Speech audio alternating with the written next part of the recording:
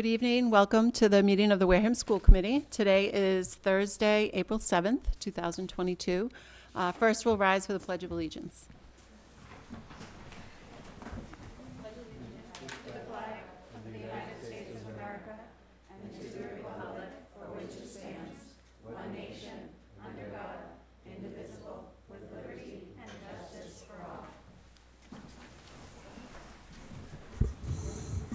Thank you.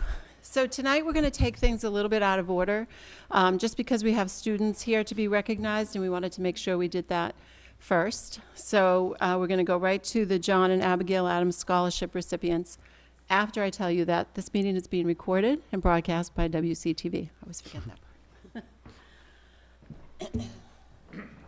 I don't know if you want to join me up here, the school committee. I just want to go. Right. While you're getting set, I want to tell you a little bit about the John and Abigail Adams Scholarship.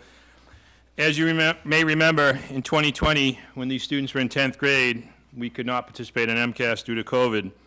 These students are exempt from MCAS as it is not part of their graduation requirement. These students here tonight opted to take the MCAS test in the fall in hopes they would qualify for the John and Abigail Adams Scholarship. To qualify for this merit-based scholarship, students must score advanced on at least one high school MCAS test in math, ELA, or science, and be at least proficient in the other two areas. They must have a combined score that is in the top 25% of their district. The scholarship will cover tuition to any state school they attend for up to 4 years. So, the recipients for Wareham High School are, and before I read the list, I just want to preface that some of these students are involved in a track meet. I'm glad that the girls' tennis team is back, and drama is going on, plus most of them hold down a part-time job. So some of them couldn't be here tonight, but it looks like we have a good crowd. So I am going to have them, I'm going to announce their name and ask them to come on up. Amaya Anderson.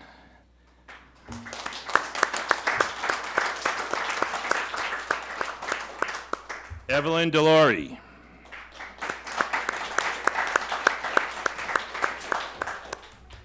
Cedric Georges.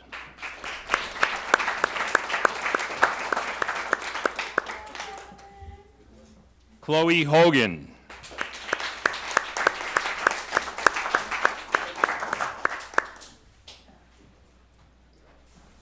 Bridget Irving. Jenna Klemp. Juan Martinez. Isabella Mombrini. Awesome. Well, come on up.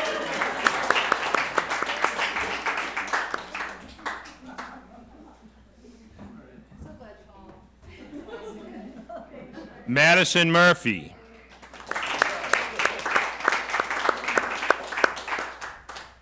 Adrian Padden.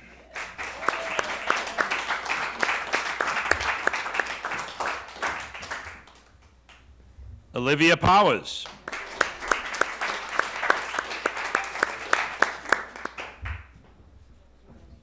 Emily Ann Schluter.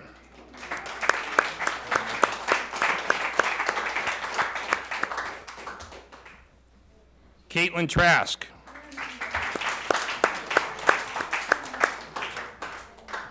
Austin Tripp.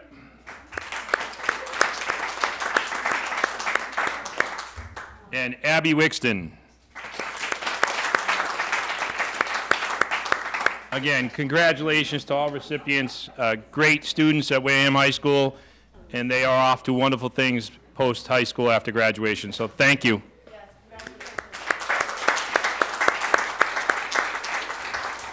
And students, you don't have to stick around. I know you have to get back to your studies, but we appreciate you being here. And don't feel obligated to stick around. Although this is a fun meeting, though, so we're going to be going over Handbook very shortly, so you may want to stick around. Thanks, guys. Congratulations.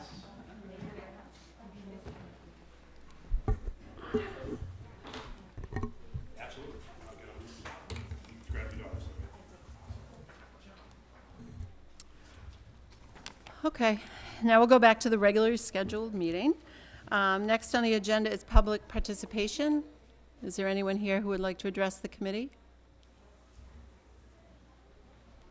No? Okay, we'll move on to the next item on the agenda, which is good news.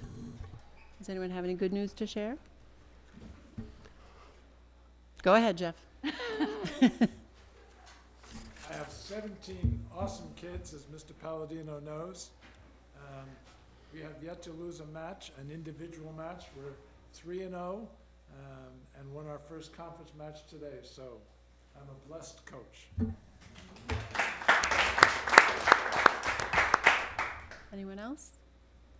I just want to say I was, again, privileged to be able to help this week at the first home unified track meet, which is always amazing just to be there. So, and to be able to help out, I just love it. So there's one more home meet in May, so that's good news.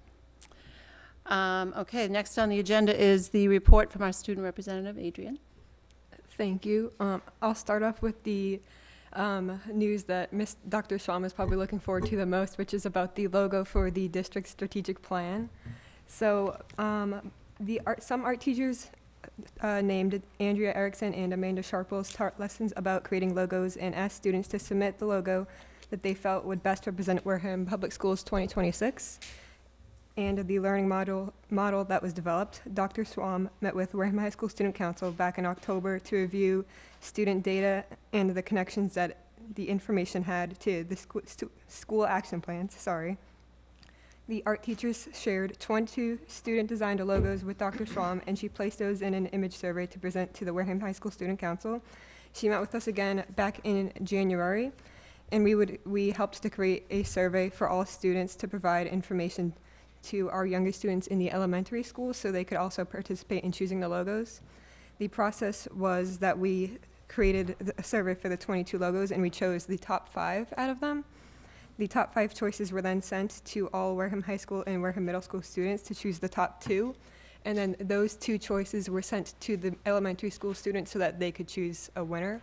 I don't know if there was a winner chosen yet. I think I was waiting for Ms. Chandler for that. Yes, we voted, so whatever the results are from that, so. So there is a winner, but Okay. I don't know if we have a photo of it that we can bring up, but there has been a winner. we're trying to make sure we got all the student voices. Okay. We can come back to that at the end if you want. Thank you. Next up on the list is the Pep Rally, which we have scheduled for April 29th in a couple weeks. That day will be Class Color Day, and we've currently had a few meetings for Student Council to decide on a few games that we can have, just to make it more fun at the event, so we're not just having the regular things going on. Mm-hmm. For the Spring Art Show, a date has been decided. It'll be on May 11th. Student Council students will dress up like fairies, and we are currently collecting candy donations for the art show as well. Tomorrow there is a day of silence happening. It is a student-led demonstration. It'll be a vow of silence to protest harassment and discrimination of LGBTQ+ people in schools. Students they have signed a form volunteering to participate in the event where they will stay silent all day, and after school there will be a meeting to discuss the event itself. Spring sports have also started. Like mentioned, tennis has had a very great season already. Baseball and field hockey have also started, and track had its first home meet today. And that'll be it. I also have to get going now, so I hope you Oh, but it's okay. Thank you for being here. Dr. Schwam, do you have the logo? I have to get a hold of Miss Medina first. Okay. So, but we will At our no next doubt meeting, maybe. share it. Okay. Yes. The next meeting. Yes. Okay. All right, thank you, Adrian. Thank you. All right, next on our agenda is the high school handbook.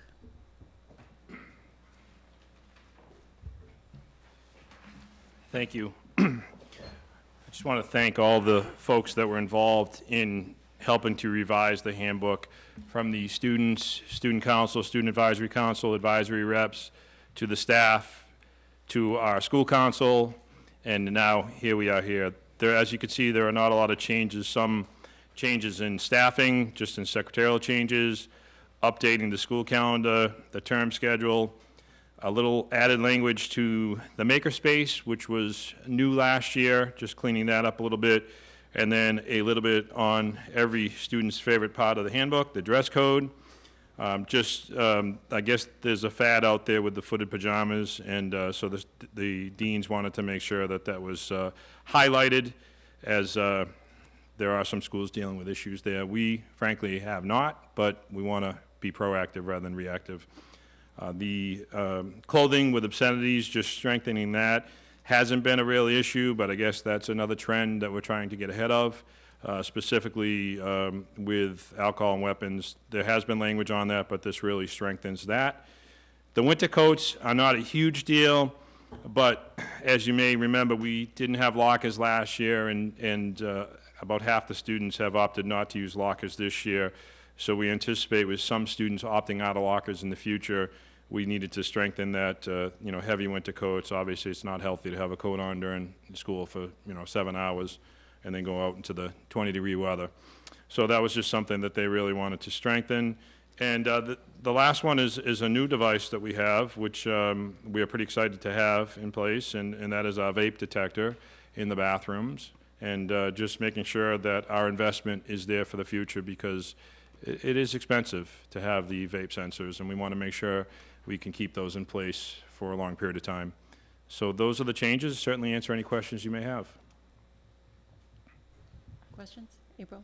So in regards to the dress code or, issues and things like that, what are the repercussions, or how is it determined, how well enforced it is in the school and on an equal playing field? Because I know that, you could have two young ladies with two varying stages of development wearing the same exact item of clothing. One could potentially be dress coded for it and one would not, because it may appear slightly different for that child. So where does that come in regards to adhering to, and I wouldn't say punishment, but how is that addressed? So it's addressed through administration, obviously, and if you're visible in the hallways, it's pretty easy to see and to have those conversations. It does seem to be, it's more seasonal, so we see more as the weather's warm, it becomes a little bit more of an issue. So the start of the school year and the end of the school year are the really big areas, big seasons, if you will, for issues like that. But it is addressed. If it becomes habitual, obviously, it becomes, more of an insubordination issue that's dealt with in accordance with the handbook as a level A offense. From what I have found in my tenure in administration, specifically for the years as assistant principal, where I was the dress code police, most of the kids know it's a violation, and they usually have if it's a shirt that's too revealing, they usually have a sweatshirt that they left their house with, and they're like, I have a sweatshirt. It's all right, just put that on, we'll be fine. So most of the kids are prepared for the conversation. I'd like to say we're as consistent as we could be. There's always room for improvement on the consistency. Sometimes, you have 6 meetings and it's now 1 o'clock and you're just getting out of meetings.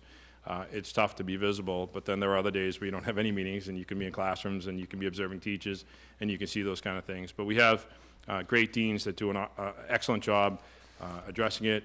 Teachers usually address it or have the deans address it, so it is dealt with. But I don't think it's perfect in any school, and I'm not proclaiming it's perfect in our school. No, I definitely, in being in the school today, I love seeing kids' individual personalities come out in their wardrobe, and that's a huge part, especially once they're in high school, of showing who they are or who they feel comfortable being. And I love the fact that, we do have a community that is very accepting of, in my experience, of every single walk of life. So I think that we're very lucky in our community. So I enjoyed seeing everyone's personality shine through in the tour today, but I was just curious how it was handled throughout the district. Sure. So thank you. Well, I think I'm just giving you how it's handled at the high school. I'm sure it's very similar in other schools in the district as well. Anyone else? Kevin, Jeff? No? I should bite my tongue, but as usual, I won't. I take it if you just put something like, students are expected to dress respectful of the educational environment and the students and staff with whom they interact, that would be too subjective?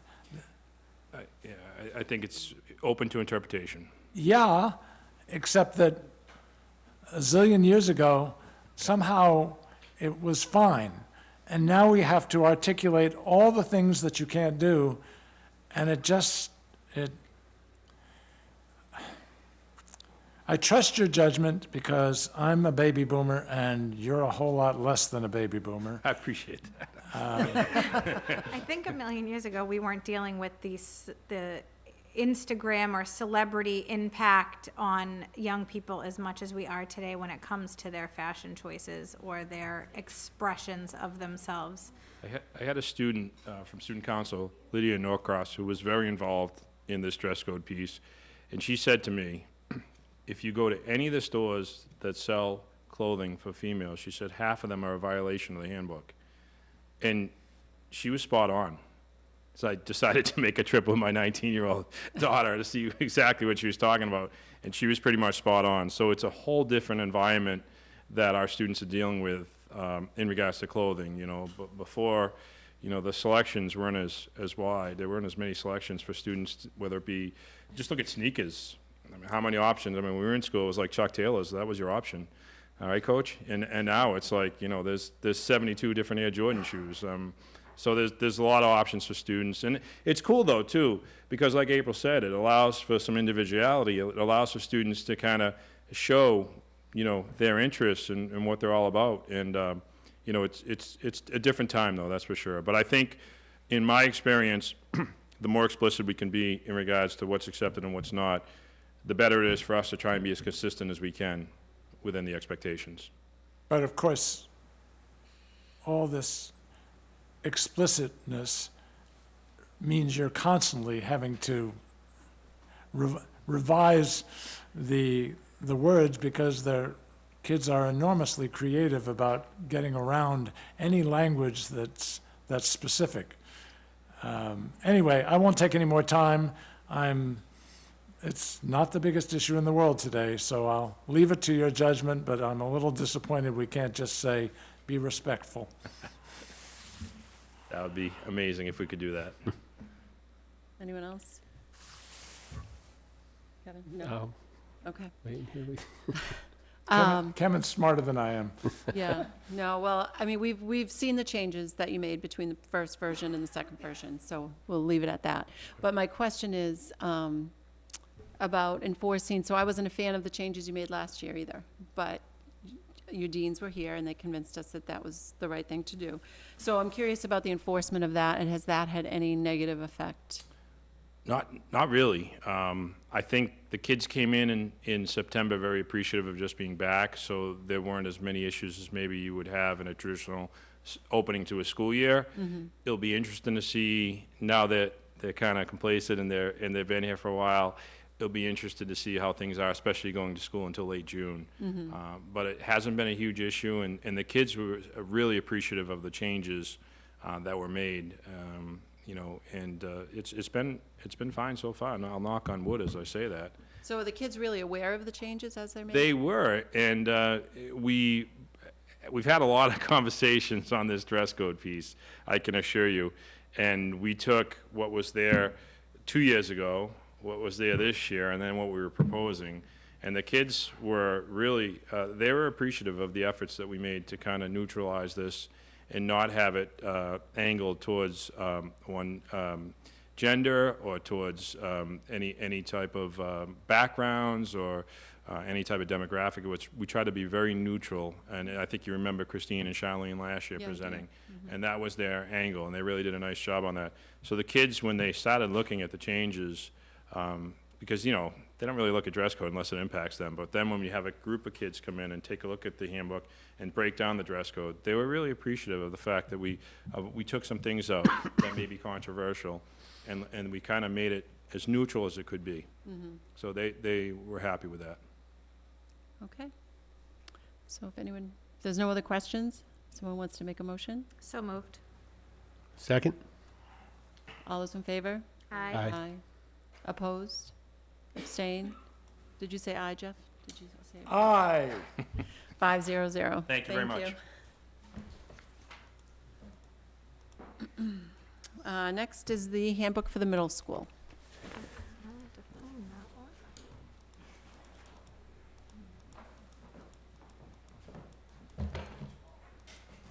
Good evening. Hello.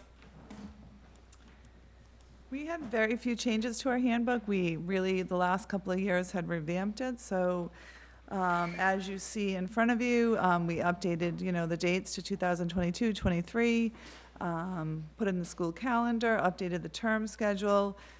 We did revamp our dress code a little bit. We removed oversized clothing. We're not sure where that had come originally. Removed tank tops, too tight in the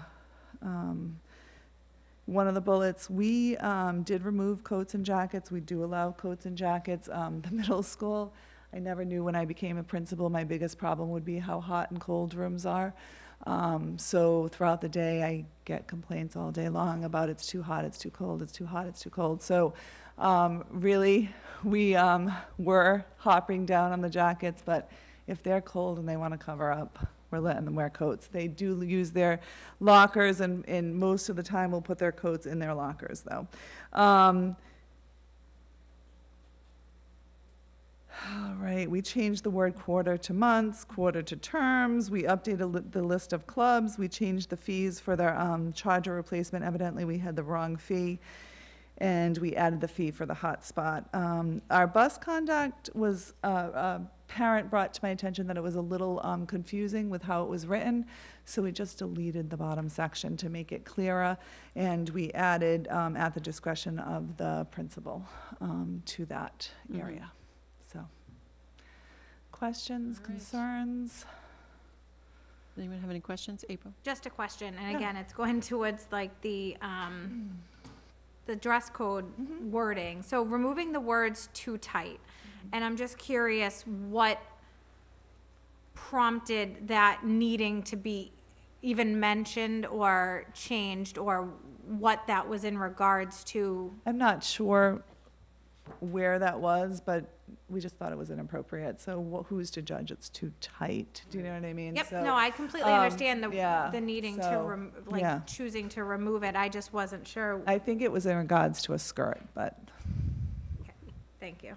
How often do you have dress code violations? just like Mr. Palladino stated, it's in the warm weather, so the beginning of the school, the end of the school year. We don't have that many. Most of the students know when they come in, it's going to be brought to their attention, and they have clothes to change into. We have changed how we handle it at the middle school. It used to be the assistant principals, but now we have the counselors handle it. So it's just a more gentler type of approach. We do have a variety of styles and expressions, and we don't want to curb that. So we even really don't want teachers to say anything. Mm-hmm. So basically my stance is, if you see someone that you're questioning, please contact the counselor, and the counselor will handle it. Mhm. So, and that seems to be working better for us in the last year. So, Okay, good. Are there any other questions? All right, then I'll take a motion to approve. So moved. Second? All those in favor? Aye. Aye. Aye. Opposed, abstain, 500. thank you Thank so you. much. And next, the elementary handbook. Thank you. This is my first year in 5 years that I'm not with my colleague, Ms. Siemens. Usually we do this together. We did indeed look through it together this year as well. We do have some changes, beginning obviously with the combination of removing John W. Decas and Minot Forest into Wareham Elementary. We did add our new strategic plan promise, and we added on page 7 wording about students with a withdrawal procedure, adding the technology with it, that Chromebooks, chargers, and hotspots would be collected. Page 8 for student attendance, you can see highlighted there, attendance letters are sent home once a student has reached 7 excused or unexcused absences. It seems quite a surprise to our families when they receive these letters, so I think it was important to add this to the handbook. Tardiness, we just removed the names. Time of tardiness is still 8:50, which goes along with the Decas time. Closing of a school building, just disseminating our 935 students. If we were to close Wareham Elementary to the middle school and high school, here we come. That's the wording in there, so the middle school and high school principals may want to read that part. Page 51.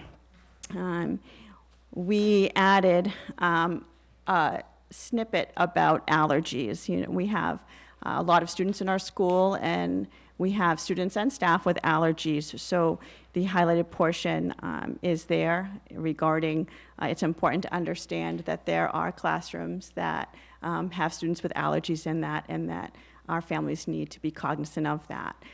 So we added that sentence in. Illness in school, we did add a pandemic piece in case there's another. Forgive us for saying, but we did add it during a pandemic, please follow CDC, DESE guidelines. And this change too came from our my school council. I want to say thank you to the school council because they did go through this with a fine tooth comb. That's where my allergy came in, and classroom assignment. Our wording was placement of special needs and academically able children, appropriate balance of boys and girls. Our school council brought that to my attention. They changed it, and I do have a typo, I apologize. It's placement of students with varying needs. So we removed the boys and girls, we removed the able children and special needs, and instead just put the word vary in there. And we thought that was conducive. And those are the changes that we've made for the Wareham Elementary School Handbook. Okay.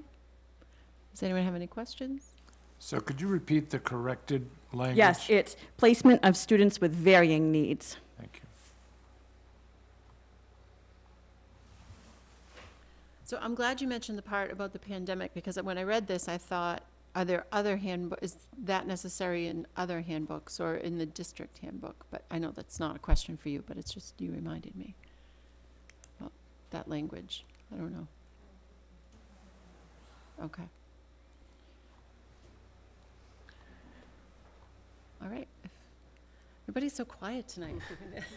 Does that go towards, like, would that be, if it was the district policy, would that be something that would go to the policy review committee? No, so we're going to talk about the district handbook tonight also. So Because that's mostly comprised of stuff from the policy review, like, it has a Right. list of all the, okay, that, I'm just clarifying. Okay, well, if there are no questions, I'll ask for a motion to approve. So moved. Second. All those in favor? Aye. Aye. Opposed, abstain, 500. Okay, thank you so much. Thank you.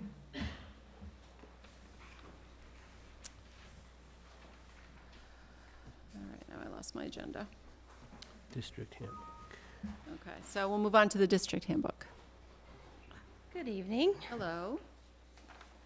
So a lot of the changes just had to do with updated policies that we have done throughout the year.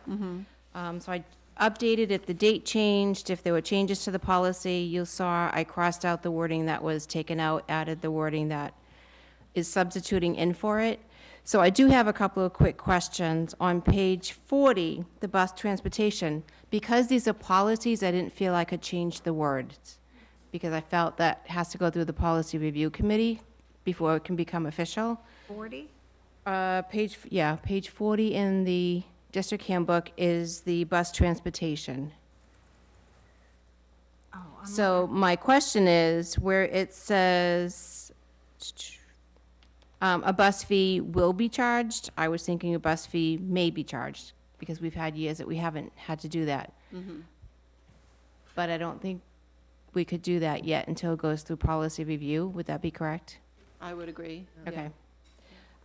So that would go along with the next one that I had, which Mrs. Chandler also brought up, is closing one school building. That's on page 41. We would have to delete the Minot Forest, John W. Decas School, and then split the Wareham Elementary. I probably would say Minot Forest could go to the Wareham Middle School, since they're familiar with it.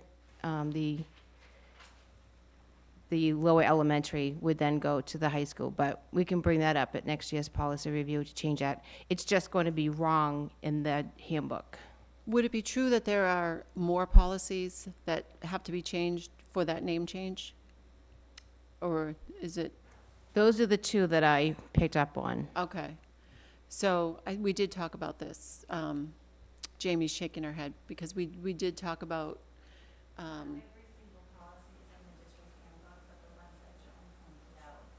okay, so we've already talked about taking all of the policies that would be affected by the name change and making that change, I guess, at the beginning of the year next year. Or is there one more policy review meeting? There isn't. No, we're finished for the year. Okay. All right, So I'll leave it as is then. okay. Okay. And then the others were just updates, like I said, updating school committee. After the election, we'll update any name changes. And then on the back, I looked at that long page of laws, and I decided to go through to make sure they were accurate. So I'm glad I did, because some of the laws changed, the chapter numbers changed. I added in one on 37 H and a half. We have H and 3/4. There was one missing, so I wanted to be sure that was on there. So those are just the changes that I noted when I was searching for the laws. Okay. Do you have a question about the pandemic? Well, my question is just, do we need language like that? We didn't have it when this unexpected pandemic had happened. It's not a Do you see a policy that need? we have, so I don't think we have to have that. We just, we I follow think the we school did committee. have a COVID-19, well, COVID-specific policy that was in, Oh, that we. you're right, and then we That took was it on out. the district, but it wasn't in the handbook. I think it was just a policy that we went over. And I think we did vote to take it out. We did. Okay. All right, so back to the policies that need to have the name changes. So, because I forget usually, we did have a conversation about having another policy review meeting this year while we have a committee assembled. Because as you know, I mean, by the time the policy review committee meets, and if we had another meeting this year, those changes could be made and they could be included in handbooks for next year. Is that true? Okay, all right. So, as the policy, are you the chair of the policy review committee? I Okay. am. So is that something that we could, I mean, we could probably put it out there and say it's going to be a very brief meeting, and I think we could probably get a quorum for that meeting, and be We fine. usually do those by Zoom, so I think attendance So why don't should we be. shoot to try to do that? okay. Dr. Shaverhood, is that something that we can do? And it'll be complete and everything will be updated for next year going great. forward, so, okay. Okay. Thank you. You're welcome.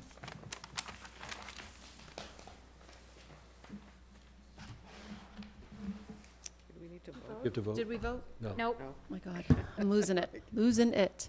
All Motion right. to approve. Is there a Pending, second? pending the policy review. Should we table it then, Do you want to bring it back after the, so that we can vote on it completed? yeah, let's do that. Okay, so make a motion to Okay. table this Second. until the policy review can. Just remind me, I will, because I will forget.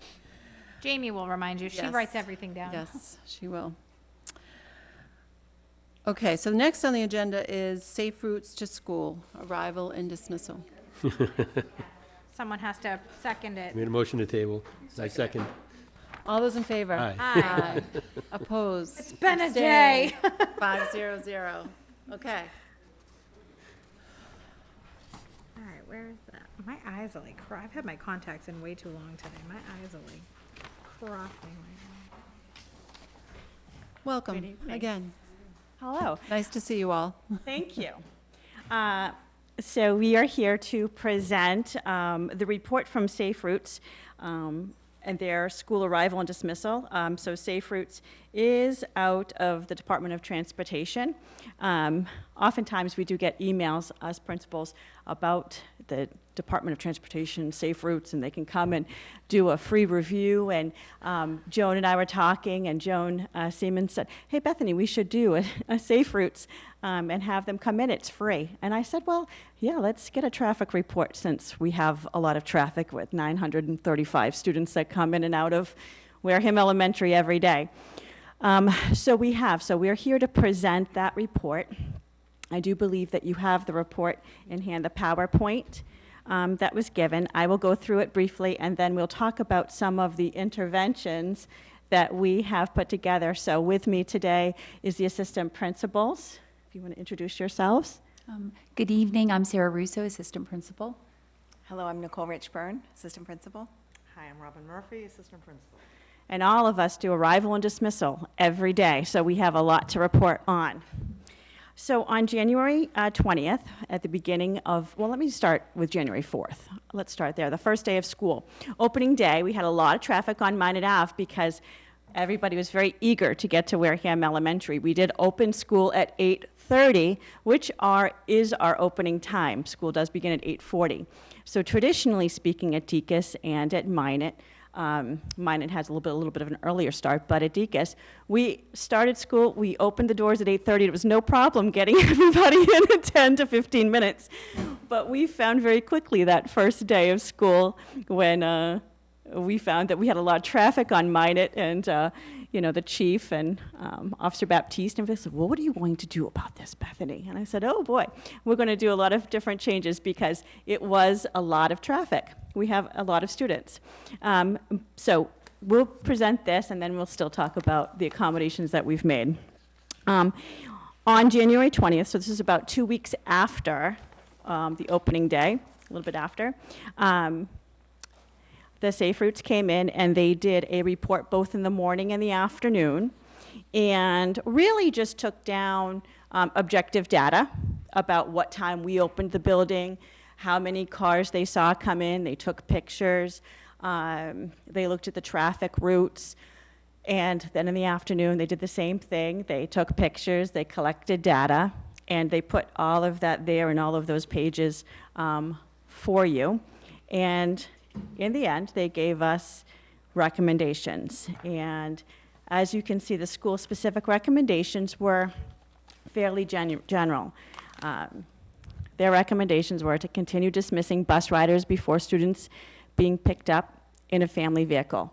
So we do that still today. So the buses come in, we dismiss at 2:50, and then we let the parents in as soon as the first bus starts rolling out. Continue encouraging parents, guardians to park in the middle of the basketball courts to maximize use of space. So the basketball court parking for families are not used in the morning. So we have all of the families just use the big loop. But in the afternoon, both of those basketball courts are used and they are packed. Not only are they busy, but they also, all of our cars, the fire department said we could have them there for about 5 minutes. They do park on the side of the entrance. So we're still using that. Consider staggering arrival time and dismissal time by grade to reduce congestion in the school entrance. We could try that. We don't think that our families may go for that because I do have so many families with multiple children.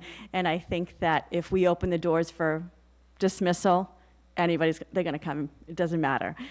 So we've talked about that, and we thought, okay, thank you, though. And 20 minutes early anyway. we start lining up at 2:30. Consider publishing a circulation map. We did publish, I drew it, so it was. We did in late November, early December, before the school opened. I did publish a circulation map, the one that's still in existence today. It was highlighted, and we had a Zoom for the families so they knew the traffic patterns. Safe Routes did a new one for us that is more technologically savvy. So we are going to publish that on the website, especially for our families, new families coming in the fall. Well, now I have to look up the one that you did. Oh, yeah. We'll do a cross comparison there with my highlights. And then consider encouraging carpooling among families who cannot or do not use school buses, which we did put in the newsletters. So we'll talk too about some of what we did since January 4th to just improve our arrival and dismissal procedures. So I welcome the assistant principals to speak to it. I'm truly impressed. Oh, click your mic. Oh, right to you. There you go. No, bring it to you. Bring it to you. Yeah. Oh, okay, sorry. There you go. Sorry. Hi. So I'm really impressed with the work that we have all done to have the arrivals and dismissals be so smooth. As Bethany said, 900 and something students, and we have them start at 2:50, and the last parent is taking their child out by 3:10. That's 20 minutes. It's amazing, and since we have separated it, and Bethany is between the buses and the parent pickups, and she radios us, oh, how many buses are out there? Okay, the first bus left, open that door. It's really automatic, and then Sarah and Nicole in the kindergarten, grades 1 and grades 2, in the cafeteria, we have 3 and 4 in the gymnasium. We have the parents come in, they're separated, there's a path they take, they come out, they go right out the doors. So I'm just really proud of our team that this has worked, and the arrival in the morning, you talk about the arrival in the morning, because it's so cute, it's adorable. I also want to say, for dismissal, though, we do make accommodations for families who have multiple children. So they only have one pickup location to report to pick their children up. So say if there's a 4th grader, they'll come to be with a younger sibling with us. So that way it's not an inconvenience for our families. But And it's the same, it's the older goes with the younger. So we don't mix them up. And of course, if there's parents that have a handicap plate, we walk their child out to them. We have a limited amount of that, but we need to make it easy, so that is what we do. And as for arrivals in the morning, we actually have followed the plan and some of the suggestions. We actually start accepting students at 8:15. Mrs. Chandler has been gracious and has allowed for us to have coverage in the cafeteria for our students. And so it's wonderful because we know most of our children by name, and so we greet them. We say good morning. We know their parents. We know some of their family pets by now, so it's nice. And we've had parents actually stop and tell us how much they appreciate us. We brighten their day. They like our smiles. We're out there if it's raining. We're out there in the snow. We're there to greet our children. It's our goal that each child receives at least 5 good mornings before they make it to the classroom. And Nicole, you're down at the bottom. Yes. So we've got probably the most activity throughout the day at the entrance and exit, because we have 2 drop-off times. So we have the morning, the 8:30 time, and then we also have midday for the half-day programs for preschool.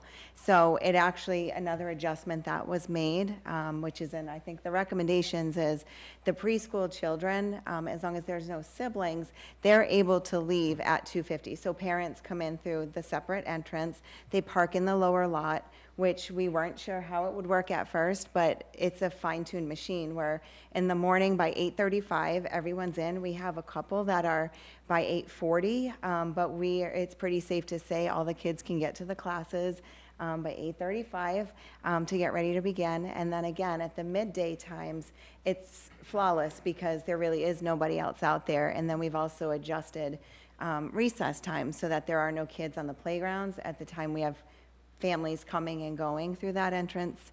And then again, at the end of the day, so at 2:50, we allow the parents of preschoolers, and if they have a kindergartner down there with them, we allow them to leave so that they can scoot out before all the congestion of the other cars and buses, and it really flows so nicely. We utilize all of the areas where buses come in at the very end there and park for the special needs buses, and then parents come in through the side door, so it works really nicely. Good. And so we'll conclude this by saying not only was it Safe Routes, the assistant principals, the fire department, the police department, Ms. Seaman seeing it from a district perspective, and teachers who gave feedback on suggestions on how to make our arrival and dismissal the best it can be, to make it as smooth as it is, especially dismissal. I dismissed the whole school within 3 minutes. So we dismissed the upper grade 2 and grade 4, they come down, all of the parent drop-offs stay in the cafeteria, and literally the teachers walk them down, each of the students from bus to bus. And at the end, there's no more students because all of the teachers have the teachers have brought their students to the buses. So that's how, and that was not my idea, that was a staff member's idea, so, and that really made our time so much faster. And so that's it. Not only that, but one thing that I noticed that is a big difference is that there are so many eyes out there in terms of staff, so we're able to scan, to make sure there's safety and that the kids are getting to where they need to be with the families, and there's no confusion. So having enough eyes with staff is really nice to know that it's safe and secure and everybody's getting where they need to be and nobody's lost or nobody's confused about where to go. Nice. Any other questions? April? When was this study conducted with the traffic and with the figuring out the best practices? Because I know probably back in February, I believe the school committee was getting, some emails about the traffic and the congestion and tension with pickup and drop off for the students. So was this conducted after that, or did you guys start this in January while it was in process and then we're working to fix it? This observation was January 20th. Okay. And then it was sent to us, I don't know, about 3 weeks. I'd have to check my email when it was sent to us. The report came back. Okay, so you guys would have gotten it like mid to late February? Yes. Okay. Yep. So that, it's about the timeline, I think that it sounds relative. And you found that are you finding more parents dropping off than, like, what is your split between parent pickup and drop off and busing? We have a lot of parent drop-offs. I think it's in the report that they gave us about how many cars went through. I can see it here. Do you feel like it's gone down since the It has more at the approximately beginning? 90 families entered the building for parent pickup. So I would say we have about 100 cars that go through. This is what I think is happening. I think we have the same amount of cars. But because we opened up the school at 8:15, that helped the congestion. Also, parents know what they're doing now. We've put out into the newsletters, we put on Facebook, please have your child ready. They pop out of the car very quickly. I've added staff also to make sure that we open up the doors, and for some of our students have a hard time getting out. So we're just faster. It's just a faster process now because everybody's has the practice down. So one of my other questions, and now I drive by the school every morning on my way to work. I live in West Wareham, I work in Onset. I drive right past it, I love seeing it, it's amazing, and it was beautiful to be in there today. What I've noticed is it's a 3 to 5 minute difference between the time I leave my house, I'm stuck, so I know, is there been talk with this study of working with the town on, creating a turn-in lane for the school? Because I've seen cars that are trying to go, the parents patiently waiting to get in to do the drop off, but I don't know if part of that study was, mine in of itself, because there are cars crossing a double yellow into the other lane, not seeing, because there's a line of cars going in both, coming from one direction, going in the other direction to get into the school. It's a brief period of time, but people are in a hurry and they're crossing a lane that they shouldn't be crossing, but they're doing it anyway. So my concern would be, a family is pulling in to drop off their child and there's a car full of children and cars are passing and in a hurry to get where they're trying to go. And there's technically it's a one lane. So I didn't know if part of the study incorporated the entrance and splitting that into, like, widening that section of Minot Ave to have a turn-in lane so that traffic could continue. They didn't add that because that would be quite costly, I think. So I don't think that was part of their recommendations. Okay, I was just curious because that's something that I've been. Widening the road, is that? Not necessarily, because I think it is wide enough in front of the school where it could be a turn in, the arrow and have like a separated space. But right now there's cars going around other cars to get through that area. And I know it's a short window, but it's happening, and I would hate to see any families affected by, it's a large number of students and a large number of families and buses and things like that. And for we've seen it happen here, even on Route 6 in front of this school where we have 2 divided lanes. We've even had a history of, one of our poor crossing guards getting, injured by traffic and people being in a hurry. So, I look at the safety even of the roads around the school, so it's not just you guys' responsibility on the school property, but I didn't know if this was incorporating the town in trying to facilitate or even having radar or police parked there and getting people that are going to nip in the bud their bad driving practices. Yeah. You know what I mean? It is a traffic violation, so it is a police matter. Right. I think that Ms. Siemens wants to speak. Sure. Because she was the principal there at 63 Minot Ave, right? Also, I worked with Rachel, who is from Safe Routes to School, and we did notice that as well. One of the things I noticed at that main entrance, cars were coming from both directions to get in and buses were coming out.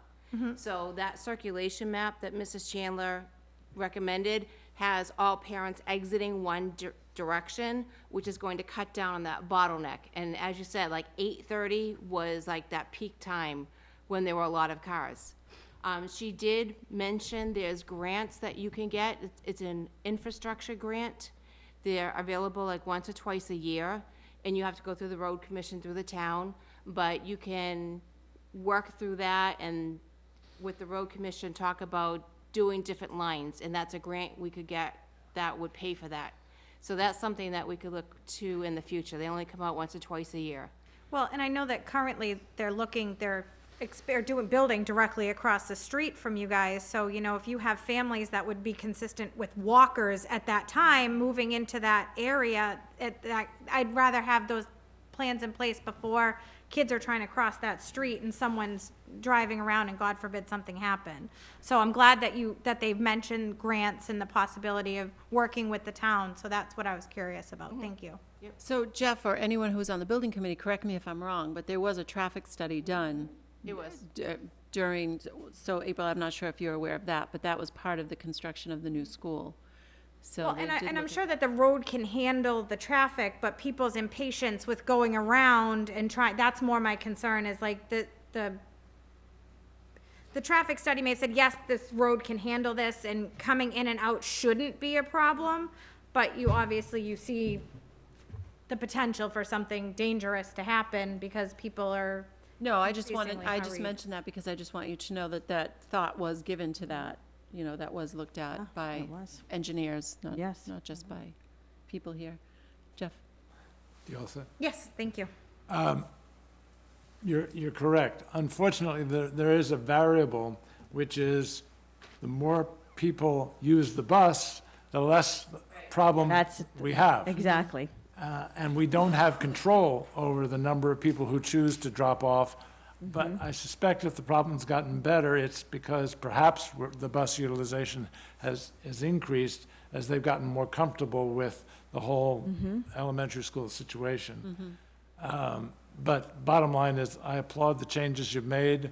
I think April's point is well done. If we can get that grant, it may ease it even further. So I would encourage you to take April's suggestion and look into it. The question I have, which was raised by the concerned parent, how are you feeling about the upper area parking? It's busy. It is a busy area. Is it safe? I think it's safe. But it is congested. It is busy. It is. And probably very difficult to do anything about that congestion. I mean, Other than yes. people being respectful of each other. Exactly. It's about driving safely. It's about parking safely. I think that my families know where to park now. They have a system down, and they've made it safer for themselves. But it's definitely congested. I think that the lines help. And again, my original idea was to have my families not come until all of the buses were clear so they could park on the side of the school anywhere. So there's plenty of parking. But my families are anxious to have their students come at the end of at 2:50, so they do wait. 2 more points. In that area, there's going to be a lot more painting Yes. when the temperature rises. Yes. I assume that will have no impact on that situation because the kids will never be there during this moment in time. Nope, and that has worked out. That's been a really neat plan, and I think we saw it today, is that those 2 parking lots, the lower and the upper, the lower is used a little bit during the midday preschool parking, but the upper parking lot is vacant all day long, and our students are using it throughout the day for recess, playing basketball, and that's been really great because it's serving two purposes. Students are able to play during the day on that hard top. And finally, the school committee noticed someone either got very mad or accidentally destroyed the charger. That happened right when we began right at the opening week. So I think it could have been a plow. oh, okay. My question is anything being done because it really looks bad? It's on that checklist I have. Thank you, Eric. Now that I know it's in Eric's hands, I know it'll get done. Okay. Right. It is, what do we call it? The punch list. The punch We list. still have a punch list going, Mr. Sweat. Yes, I know you do. I'm just glad to hear it's on it. Okay. Yeah. Yep. Thank you very much. Thank you. Thank you. I just, no, it's not necessarily for you guys, but maybe for Dr. Shaver-Hood. Have we used this Safe Routes to School for like the middle and high school drop-off area as well? I know that, for just for like congestion on Route 6 all the way back to the lights and things like that. Have we utilized this free service for the pickup and drop-off of that in recent years, and especially now with some of the shifts? Is that something that could be done also? I would be happy to ask principals to look into it. Okay, thank you. They do build really neat traffic maps, so I am excited to publish those. Thank you. Thank you.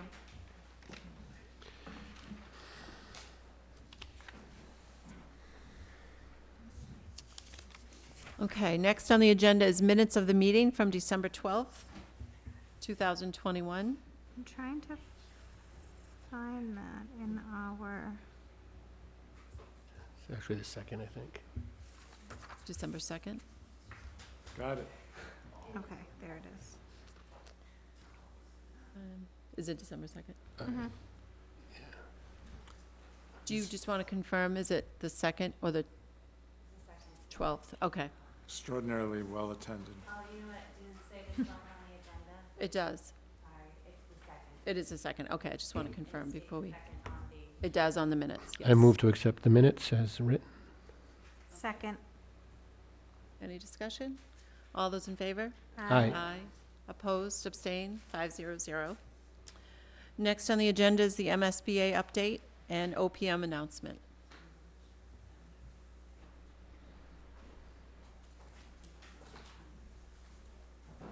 Hello. Hi, how are you? Good, thanks. Good, good. Let me first say that charger, we're just waiting on one piece. I believe Stephen Ramsey's in charge of it. It's not the same company that's delivering the cafeteria furniture, is it? Is that still not in? Oh, no. I believe it's over What? vacation, we'll get him. Yep. That's, so they say. So for those of us who haven't had the pleasure of meeting you, could you introduce yourself? My name's Eric Train, I'm the facilities supervisor for the Wareham Public Schools. Heard lots of great things about you, so we're happy to meet you. Thank you, I appreciate it. Is this mic on too? All right, there we go. I think Just it wanna is, Make sure. All right, regarding the MSBA, so we do have an OPM, Owner's Project Manager. They are Left Field LLC out of Boston.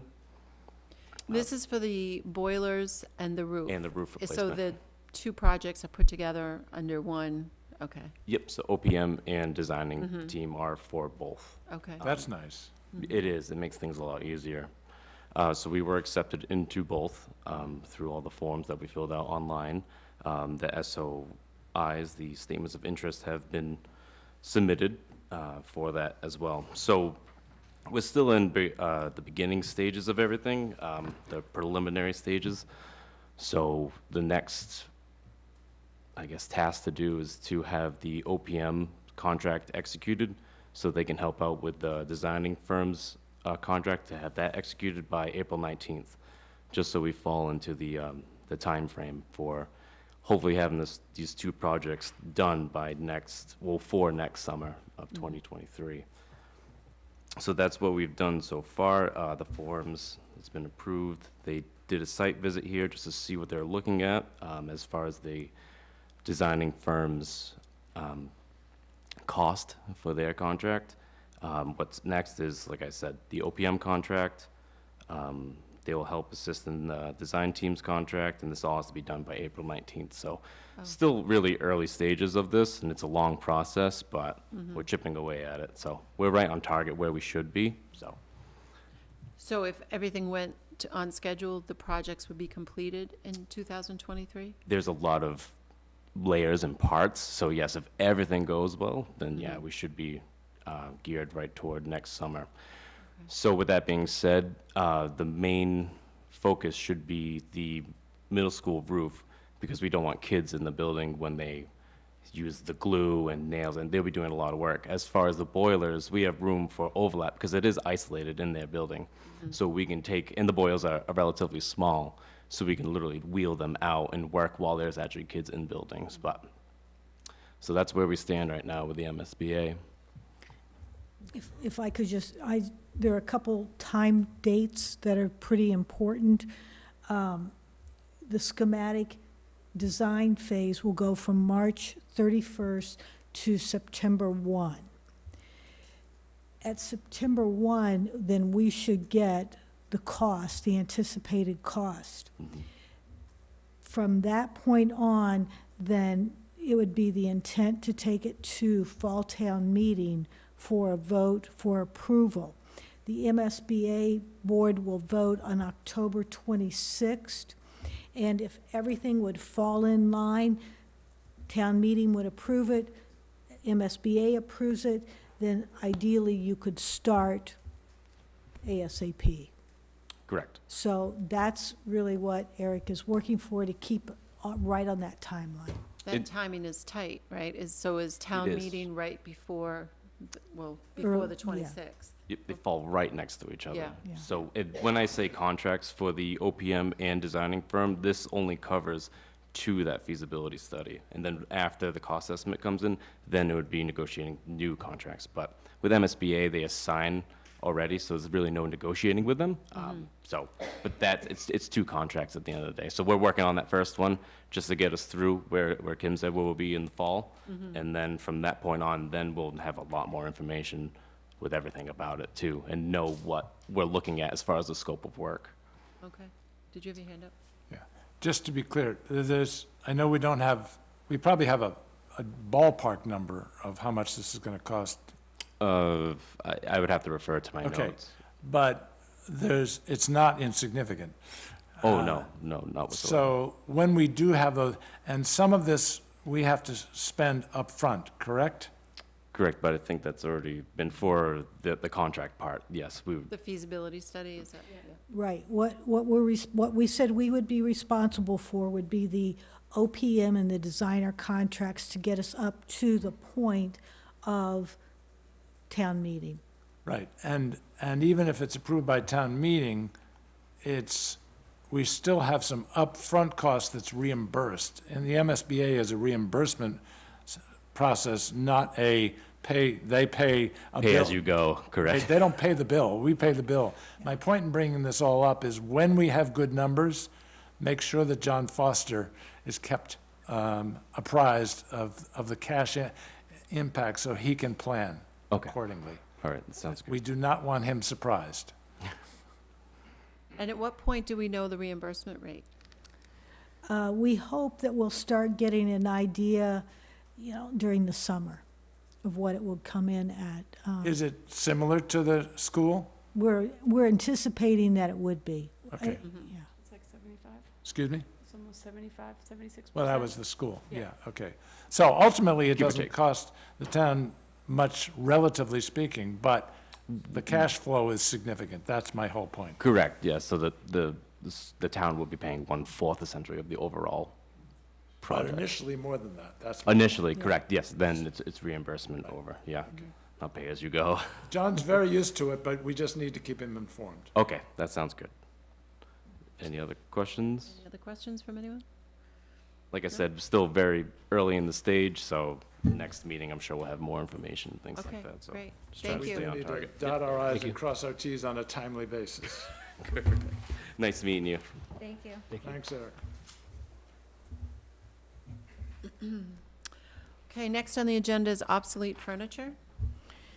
Yes, you have a list of obsolete furniture that we would like you to deem, so we can see if anybody would like it, and if nobody likes it, then we will get rid of it. Eric is also the one that helps us with I was going to say, I obsolete should probably furniture. just stay up here for this part too, so. Yeah.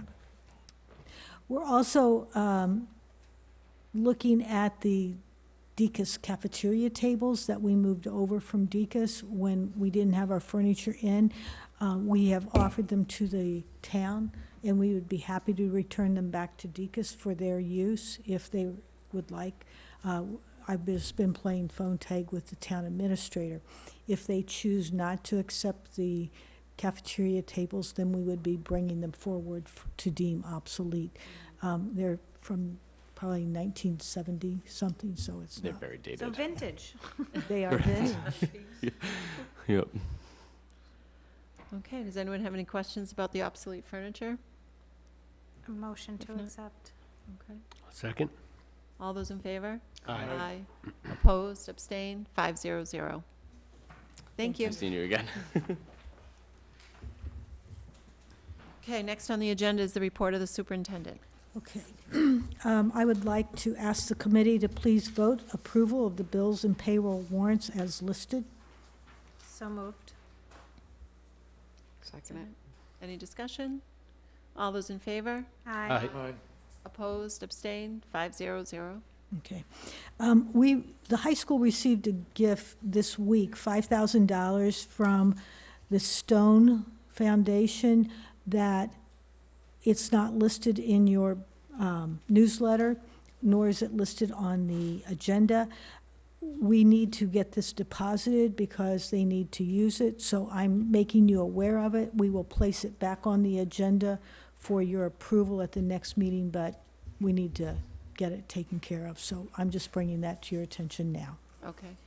I also had But included, couldn't that be under item 16, any other business? It could, okay, if it qualifies under that. pretty much it does. Okay, Okay, we'll all right, hold so it bring then. it back then. Okay, Yeah. thank you. I had provided budget transfers, and really what it is, it's taking Decas accounts, Minot accounts, and moving them over to the WES accounts. I've also taken some of the business and finance salary, because there's money left there, and moved it into subs. I will also say that there will be other transfers coming with subs, because our sub lines are drastically getting to zero. So we're going to be making some more. But I would ask you to please approve the transfers that you've been given. Any questions?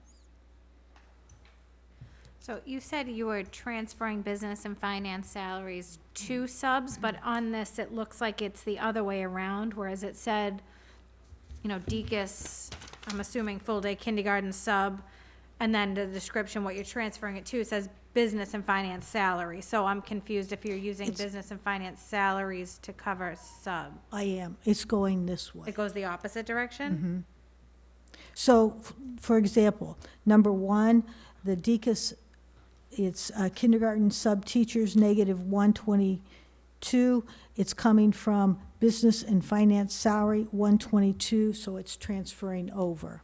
Okay, I was reading that differently then. Okay, thank you. So you're covering the current deficit, but obviously the deficit will, Continue to grow. yes, yeah, Yes. okay. And these transfers out of Decas and Minot and into Wareham Elementary, are these going to zero out those accounts now? So they'll be, They will. okay, And we will not be using them moving forward. right.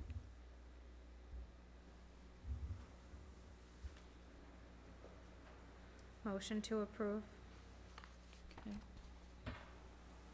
Is there a second? Second. Any more discussion, questions? Just that I agree with April, that this is, I understand it's accurate, but the way it's presented looks the opposite of what your intention is. True. So if it could be, We'll reverse it the next time, thank you.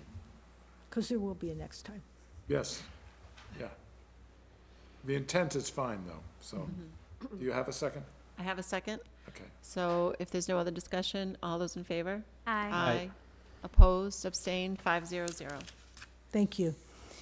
And then finally, I would ask the committee to please vote the increase for the cost of an adult lunch from $4 to $4.50 for the 2022-23 school year, and this just meets the federal guidelines.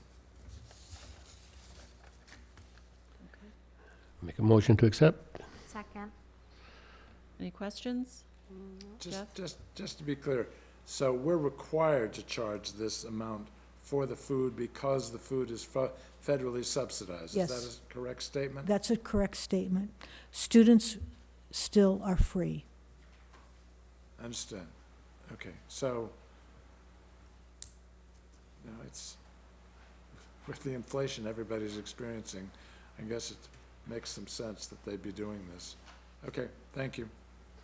Does the cafeteria serve a lot of adult lunches? I can get you the exact number. I'm just curious, yeah. Yeah, I know there's some, especially with salads and different. I know when I subbed, Yeah. I ate in the cafeteria every day, so they do make a good salad. It's a good sign. Yeah. Okay, next on the agenda is the report of the school committee. You have to We didn't vote? Didn't vote. All right. We have a It has motion been, in and a defense of our second. chair, Yes. it's been a long but good day. Okay, all those in favor? Aye. Aye. Opposed, abstained, 500. Pull it Thank you. together. Okay. Next on the agenda is the report of the school committee.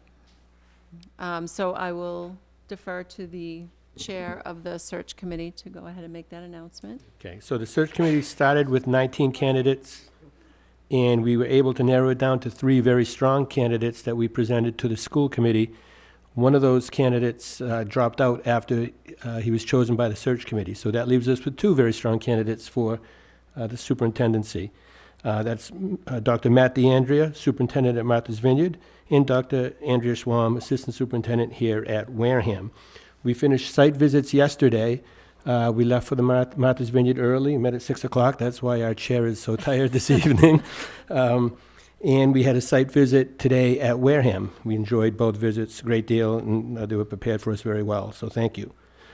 We will have the finalist interviews next week on April 12th at 7:30. Dr. Schwam will be interviewed by the committee. And on April 14th at 6 p.m., Dr. DeAndrea will be interviewed by the committee. Just to make a couple of announcements, that the Wareham faculty and staff will have an opportunity to meet both candidates on those days from 2:45 to 3:45 in the Wareham Middle School Library, and they'll be receiving an invitation regarding that. And the community will have an opportunity to ask questions and get answers from the candidates, also in the Wareham Middle School Library, both on the 12th and the 14th, from 4:30 to 5 p.m. And at that point, we will hold our 2 interviews, and hopefully, if all goes well, Thursday night we'll have a decision for who will be our next superintendent. Is there going to be a Zoom link available for the community, just in case people aren't able to, say, get babysitters or? I don't think that's in the works right now. It's not, oh, that's correct. It's, Not for the interview, but for the. oh, for the community questions. I guess what I would suggest that if anyone has questions that they wouldn't be there to ask, they could forward them to us, Okay, and we can communicate that. all right. Yeah. So that's where we are in that process at this moment. It's been a long, kind of it's been condensed, actually, not very long, but it's been very busy, and I want to thank all members of the committee for their due diligence. Yes, a thank you to all who served on the search committee. That was many hours of work in a short amount of time.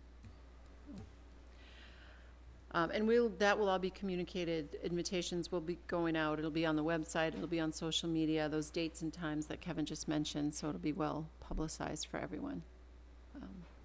And hopefully many will attend. Next on the agenda is the school committee meeting schedule for next year. I just have a question. Okay. I know that every year we have, there's the MASC conference. Is there any way to have that be, just for new coming school committee members to be aware, like first week of November, MASC conference, dates to be determined, because obviously those come from MASC. Is there a way to have that on there for incoming school committee members? That way they're aware, looking ahead, that this may be something that they want to, because I know I have to rearrange my schedule, you know, well in advance to be able to attend, and it's an amazing event, and I would recommend to any, especially new school committee members, to, if they have the ability to go, to just have that added to the meeting dates as an important possibility, and even write that it's not mandatory, but that it, just so that when you're looking at this, like, these are all school committee related dates, and have that be on there. I mean, we could. I would say that one of the first things that a school committee member does when they're newly elected is they attend that charting the course class with them. So they'll be in the loop of MASC. They'll be informed of those dates. Yes and no. And I only say it that way because when I first got elected, I, was elected in April. I wasn't able to take the charting the course until September. So it's not always, depending on someone's work schedule and availability and where the charting the course is local, because sometimes it's like in Springfield and you can't get there. So I don't know, just for that sake, just to, this is just my thought, obviously, but if you guys don't think it's necessary, I just think if we're putting something out for school committee members and new members to know what we're up to and where we're going to be, that, first week of November, November, MASC joint conference, dates to be determined by, or optional dates to be determined by MASC. I just think it would be, if I'm looking at this, I would know as a newly elected person, okay, these are all the dates I need to put in my calendar to be aware of, so that they are able to participate in as many things. My take on this, though, April, is that this is more actually for, to my point, to the general public to know when we're meeting, and they don't really need to know about that meeting because that doesn't involve them, I think. I see that point as well. So I was just curious as to, just to make sure that there's as much information out for whomever as possible to make it a one-stop, like, okay, look at this, this is what I need to know for the year.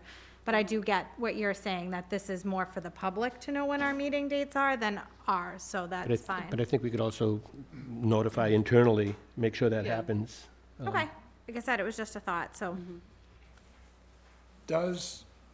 Do we automatically, when a new member comes on the committee, notify MASC? The office does. That's what I thought. Yeah. So, which means they're getting on the MASC mailing list, which means they'll get lots of stuff in the mail for a whole lot of reasons important to MASC. So I think they should get timely notification. And emails as well, because, Yeah, exactly. So then they'll get all those important dates, because I understand, Yeah, I wasn't looking at it from the lens of the public. I was looking at it as this is our lens, and so that makes sense then. And so we'll just note that again this year, the budget workshop is scheduled for November 8th, and the strategic and school improvement plan presentation is scheduled for that evening, just, as its own agenda item. I know this year we did add a couple of things onto that agenda, but those are scheduled for that Tuesday. So, it differs from the regular schedule. And then, of course, the bigger meetings, the meetings that we know, like the strategic plan, like the public hearing and the recognition night, are automatically scheduled over at the middle school to allow for more, bigger audience. So, is there a reason we have a November 8th meeting following the all-day meeting? In other words, why is, our normal schedule is not Tuesday, right? Right, so this year, the all-day budget workshop is usually on a Tuesday. Which is Right. fine. But this year, after discussions with Dr. Schwam, we made that its own meeting, because I'm not complaining about it being its own meeting. Just that night, yeah. I'm complaining about it having it on the same day as us having been involved in the budget all day. Is it, I'm just trying to understand the logic, and if there is one, I'm happy to hear it. The school committee meets on the first and third week, and then on the second and fourth week, it's another committee that's in here, so we can't use this room. So this past year, because mask is the first week of November, we put it in the second week. We don't want to have it on that Thursday meeting night because there's another, is the finance committee? The sewer commissioners, I don't know, somebody else meets So in this you're room. saying both Wednesday and Thursday nights were taken? Correct. I knew there was a reason. But they use the Wareham Middle School? No, they use this room. Right, so why couldn't we move Wareham Middle School? So that it can be, CTV can be involved? Because of Veterans Day as well, because then it butts the last year it fell on Veterans Day, because it was a Thursday. Okay. This year it isn't, so it's on the 10th, so we could move it to Thursday the 10th if you'd like to. It was last year it fell on Veterans Day Thursday, so we couldn't, because there was no school. Mm-hmm. So if you'd like to move the 8th strategic plan to the 10th at the middle school, we can. So the 10th is Oh, but is that? it's the day before a holiday. And the holiday falls on Friday. So Yes. yeah, S- So is that why we didn't plan it that day? Because you'd obviously have, there would be staff and teachers and involved. And so to ask them to come on that night, yeah. Mm-hmm. Mm-hmm. Okay, All all now? set, thank All you. right, all right. Good thing Jamie's here tonight. Well, that's election day also, so. The 8th The 8th is election day for like national, It big usually is that election, day, so. and that's always the day of the budget hearing, and yeah. So no change. No, Jamie Nice was try, very yeah. careful in, I appreciate it. in planning the dates.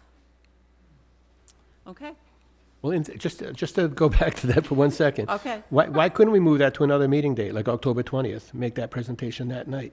Well, we could, but what we find is, I mean, October 20th is going to be a regular meeting, and then we put that presentation into that meeting, and that's a longer presentation, it really. No, right. So that's why. We could do that, but the reason we took it out and gave it its own meeting was to dedicate the time that we needed, Mhm. you know, for all the schools to present for the strategic plan.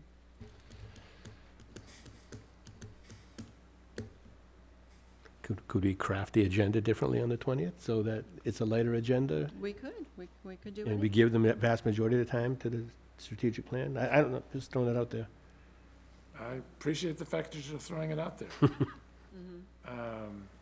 Is there a reason it's normally done in November, or is it like, or is it because they're waiting for information from those first few months to kick off the school year? Is that why it's been traditionally in November, or? Well, I'll let Dr. Schwam answer. I just want to ask the principals that are here, so they're suggesting we move it to October 20th rather than in November, and so that would mean that it needs to be done and Yeah, ready 3 to go. weeks. You've analyzed, well, we have meetings already scheduled in the summer, so that's fine, but I just want to make sure that that's enough time for them to meet with their teams, their school councils, and all of the other people that they meet with to make sure that they have everything they need.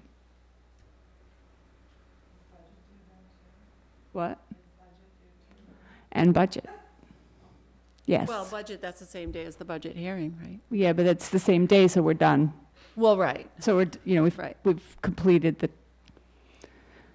so do you think that's enough time, I guess is the question?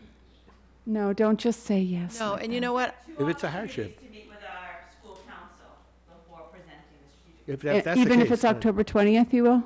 I'm speaking on behalf of Wareham Elementary. You? Scott is saying one Madam Chair? opportunity. Yeah, One? I move approval. And I'll second. okay. As is. Yes, Oh, just leave it? yeah. Oh, it's November, you guys. We're good.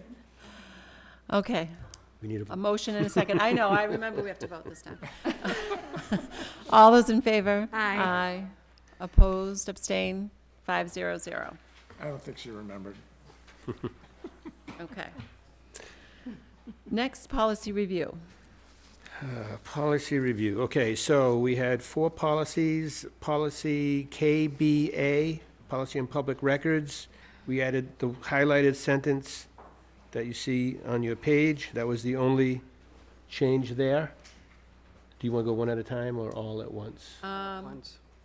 All at once, Mary says. Okay, so that was that. If there's any questions on that change first? No. Now I'm trying to, Okay. which File one did you just talk about? KBA, Policy on Public Records. We added one line that's highlighted under number 5C. Says the person paying a fee shall receive a written receipt specifying the amount of the fee. Fine. Okay. So we go to file KJA, Distribution of Information. There were no changes recommended on that policy. Good. File FKA, this is probably a significant one. Facilities Stewardship, there were 2 changes made at the request of central office. We changed the amount, the minimum amount of money being asked. All construction to destruction projects to school facilities and grounds in excess of $1,500 rather than $250, and $10,000 instead of $1,000. So we upped it. It was kind of a compromise number that we agreed to at the end there. So I'll wait to see if there's discussion on that one. Just remind me, because being on the committee, I thought that the second was 5,000, not 10,000.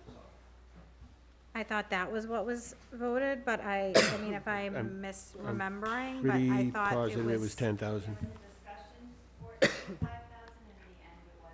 Okay, I was like, I knew that the 5,000 number was in my head for some reason, so okay, if that was what we finally voted on, then that's. Can I ask a question about that one, or do you want me to wait until the end? No, go right ahead.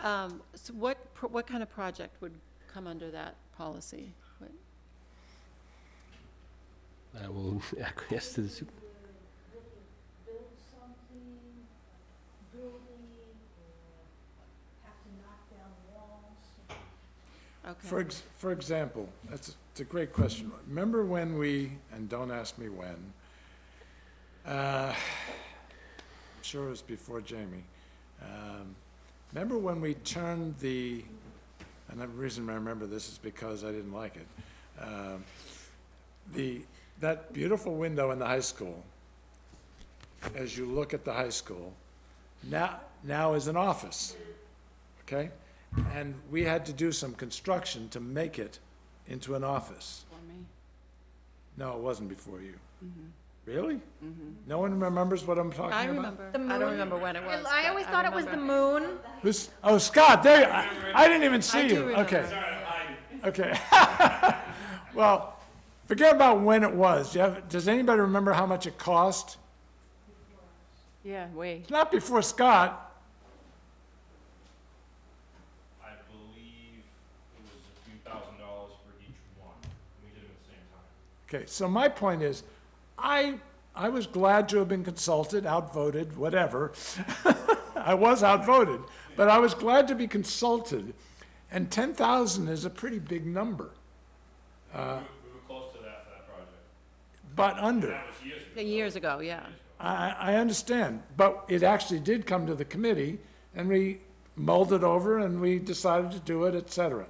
So, to me, 10 grand is a pretty big number, and I kind of like the 5 grand that was initially, because anything above 5 grand is probably a fairly significant amount of work, and maybe we ought to know about it. I think when they presented it, it was represented as the cost increase of materials and expenditures for things, and it could be time sensitive. And I believe that that's why they voted as a committee, and what was presented by the administrative staff that was in the meeting to go to that number. Because I recommended 5, but was told, the reasoning was because some things are time sensitive or a safety issue, and they would have to get done if it's up to a certain amount. If it's under 10,000, then the superintendent could approve it without the school committee. I understand the logic, and still would prefer to see it 5, but I'm prepared to be outvoted again. So my motion is to amend this to 5 for projects, well, It's maintenance, really. yeah, all construction or destruction, lovely word, projects to school committee facilities and grounds in excess of 1,500 will require the approval of the superintendent or designee projects in excess of 5,000 will require the approval of the school committee. That's my motion to amend. Eric looks like he wants to talk to us about this. I don't want to hear what he has to say. You trying to get me outvoted again? Eric, you can come on up and,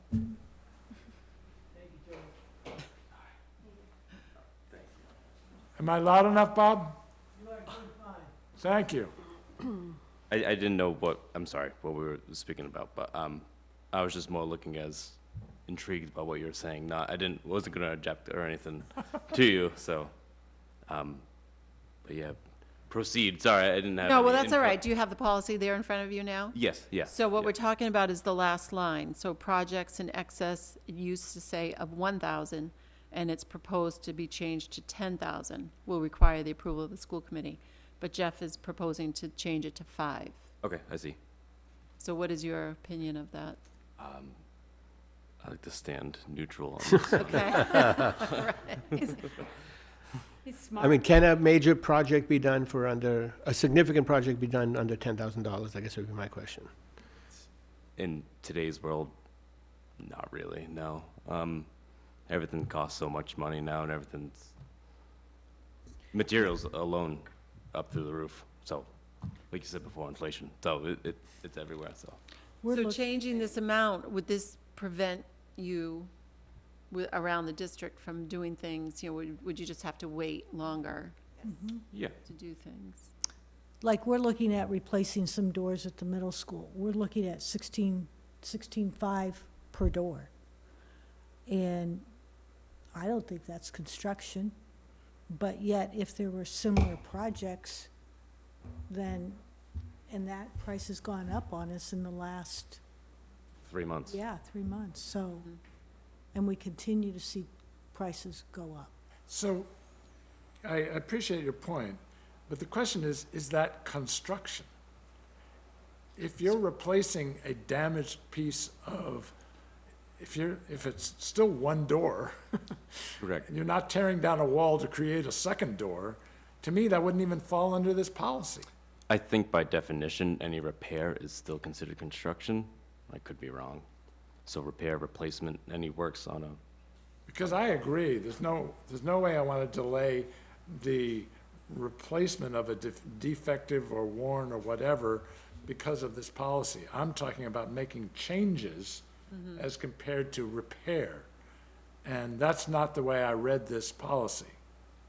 Well, it So- starts with maintenance, upkeep, and structural modifications. Right, and the problem is structural modifications is very different than repair and maintenance. Well, I would look at a structural modification as even like incorporating, say, a ramp to a doorway that already didn't have handicap accessibility, and I wouldn't look at that as construction, but the way that this is worded, it kind of would be.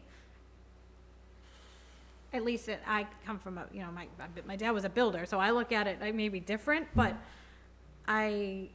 maybe the wording of construction and destruction could be reformulated. Would that make you feel better? Like if it was, I don't feel that badly. You won. I withdraw the emotion. I didn't say emotion, motion. I thought you said emotion also. Okay. Is that the last policy? And then the last one is internet safety, where we made no changes. Okay. But if they take down any more beautiful windows, excuse me, if they block any more beautiful windows, I won't be happy, Mr. Palladino. We didn't build enough offices when they built the school. Or closets while we're at it. Or windows. All right, so do we have a motion to approve the 4 policies as stated? So moved. Second. Any more discussion? All those in favor? Aye. Opposed, abstain, 500. So we'll go back to any other business, so Dr. Shaver-Hood? Yes, thank you. I would ask the committee to please accept $5,000 from the Donor Advisor Fund, which is Stephen A. Stone. It's a very generous family. Very, yes. So moved. Second? All those in favor? Aye. Aye. Opposed, abstained, 500. I just want to say, Kevin talked about all the meetings that we're having next week. Our regular school committee meeting, the next meeting is April 28th, and it's in the town hall in room 27, I believe, because this room is not available to us then. And with that, I'll ask for a motion to adjourn. So moved. Second it. All those in favor? Aye. Good night, everyone. Good night. Good night.